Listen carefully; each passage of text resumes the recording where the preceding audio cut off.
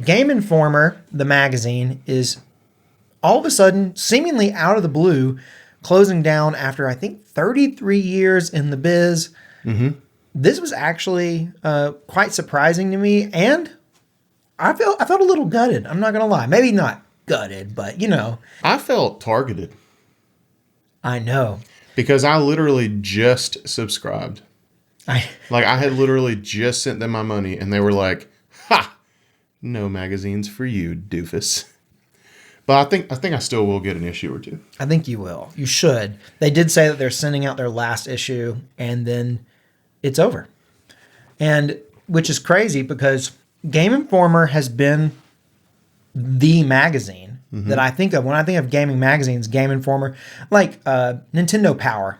Yeah, Those two, but yeah, I was going to talk about Nintendo Power, at some point, because to me that's what I still think of. But it hasn't been around for, as far as I know, hasn't been around. Hasn't been a while. Is it in Japan?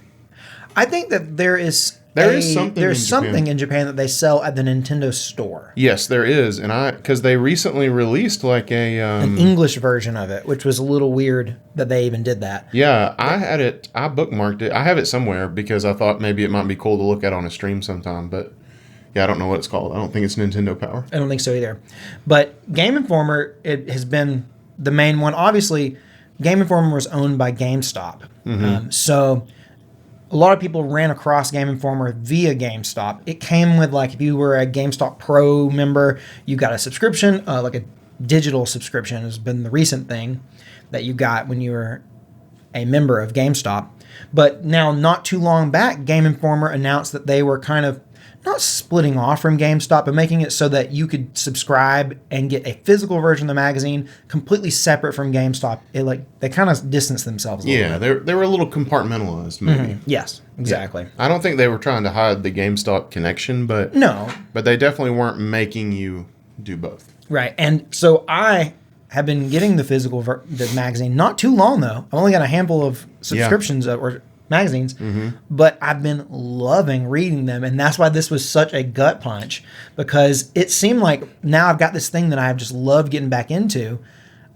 I kind of dabbled in it when it was digital only. I would read a little bit, but only rarely. Reading a digital magazine is not fun to me. No. I don't like the way they translate to digital. Exactly. I would rather read articles or whatever if I'm going to read on a screen. But same. Yeah, a magazine, just, there's something about a physical magazine, though. So we put out a poll just to kind of judge everyone's, to see where everyone was at on this. The poll said, sadly, Game Informer magazine is closing after 33 years. Have you ever been a subscriber? That's right. At 39%, people said, yes, I love to be informed on games. And at 61%, people said, Game Informer, I barely know her. That's a no. That's a no, but still, roughly a 40-60 split.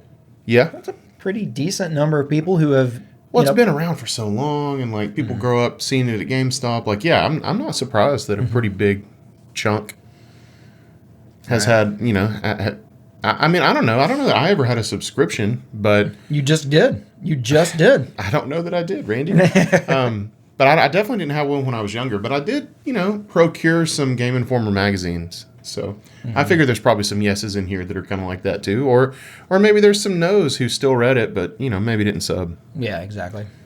All right, well, we got some comments on the poll. You want to hit us with this first one from Morris? Yeah.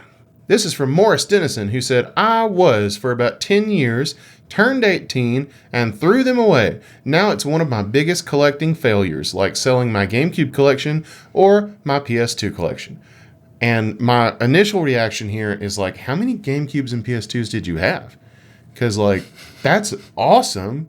And why would you collect all those consoles and then just let them go, Morris? Are you reading this the same way? I hate to be the bearer of bad news, but I'm pretty sure it's GameCube games and PS2 games. I mean, I know you know that. Yeah, but in terms of getting rid of the magazines, magazines are one of those things that you really do when I was young especially, I would throw them away. The magazines that I collected when I was younger was I did the guitar player magazines. Yeah. I loved those magazines, but I didn't keep them. I No. didn't have a collection mindset about them. So No. like once the new one came, I just ditched the old one. Because you're a kid and you don't think ahead like that. How can you, But like, because I had Nintendo Power for years. I would love to be able to look through those issues now. How cool, how nostalgic would that be, But I can't. I just chunked them, I mean, I remember how it was, There'd be a magazine laying on a table at the house and Mom would be like, Daniel, you still reading this? Are you done with it? And I'd be like, oh, I just chunked that shit. Yep, it's gone. And now here we are. Like, I would kill to have those. Yeah, and there are people out there, there are people who have full Game Informer collections. They're going to go up in value now that it's shut down. But I bet I would expect them to. But I've seen people I've seen in GameStop. On GameStop's website, you can buy old issues of Game Informer magazine. You could buy them for nothing, nothing. And now, who knows? I really am interested to see how it goes because there's 33 years of them. Right. So we're talking hundreds of issues, right? Because they're doing about 10 per year. Yeah. I think they did. Now they may used to do more. I don't know, but yeah, it got to be hundreds of issues. yeah. And the math on that's right, isn't it? Definitely. Okay. I mean, if you only did 5 a year for 33 years, you're over 100. Right. Okay. So it's hundreds of. Okay. I was like, you made me think my math was off. Just by confirming that it was correct. Yeah, but the way you confirm stuff, it's like I can never trust you. I can never trust anything about what you do. You too. Yeah. Tell me what I am. Sarcastic. So even when you confirm something, I think he's just sarcastically confirming it, and now I can't believe it. I'm too sarcastic, he says. Well, I'll make a promise to you right now, Grandpa. Okay. For the rest of this episode, Okay. starting right now, Right. I will not be sarcastic. Not one time. There's literally no way you'll be able to do it, but I want you to try, and I'll be very impressed. I will tell you how cool you are at the end of the episode if you're willing to do it, if you're able to do it. I'm going to do it. Well, maybe that's bonus episode fodder right there. What do you know? I'm doing it right now for the main episode. Okay. There will be no sarcasm. I'm Walter Cronkite, Perfect. and that's the news. Okay. Well, we got another comment here about Game Informer. This one's from Thunderstrick, Thunderstrick. who says, well, that sucks. I grew up reading this as a kid. I still have years worth of them. Me and my dad have a whole collection, though some of them are far from good quality and we're missing some. That's really cool. I like, we were just talking about with the Nintendo Powers. Like, I'd love to have a collection of those. So I think that's awesome. And I commend you and your father. Yeah, I planned on collecting the physical versions now that they're back at doing physical magazines. I started a little place in my collection where all my games are. I made a little area to keep the magazines. Well, it's not going to be a very big collection. And that probably made you sad, and I'm sorry to hear that. And it made you laugh. No, it didn't, because I just subscribed. Because I flipped through, an issue or two at your house, and I thought it was cool, so I subscribed. Yeah. And now I think I'm going to collect the last issue. That's kind of cool in a way, though. Like, no, it's not. To only have the very last one. Like, I don't think it's very cool at all. Because Yeah, I was man. looking forward to reading them on the it would be couch. It would be like, say you have the couch. It would be, say, like you have a publisher that's made games forever. You know what I mean? Mm-hmm. Then all of a sudden they're like, we're done. Like, we're a developer. We're out. And the last game was the only game you ever got from them. That's kind of cool in a way, right? Like, you got their last one. You got the last issue. Maybe. I mean, I'm excited to read it, but I would have liked to be able to read multiple issues. Right.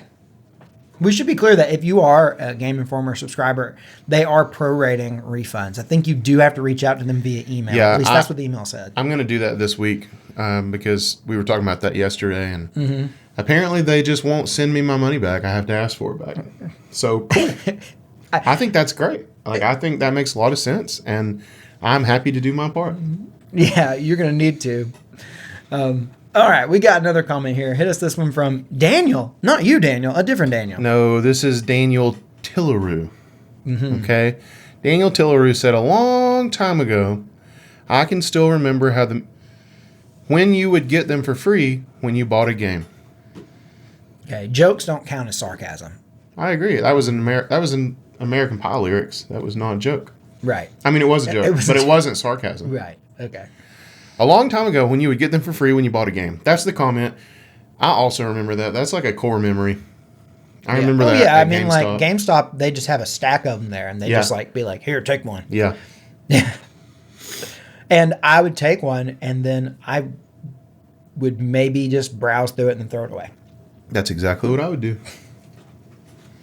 Which is a shame, because like now that I've started reading Game Informer, I really appreciate that it has some like evergreen content. Mm-hmm. Like it's not all just like, there are reviews, there are previews, and obviously those are a little more topical. Yeah. But there's a lot of just like articles that are about gaming in general, and it's just, they're fun to read. They're well written, and they're entertaining, and it's just really cool. So yeah, you were talking about the pacing being different in a written magazine versus like a YouTube video.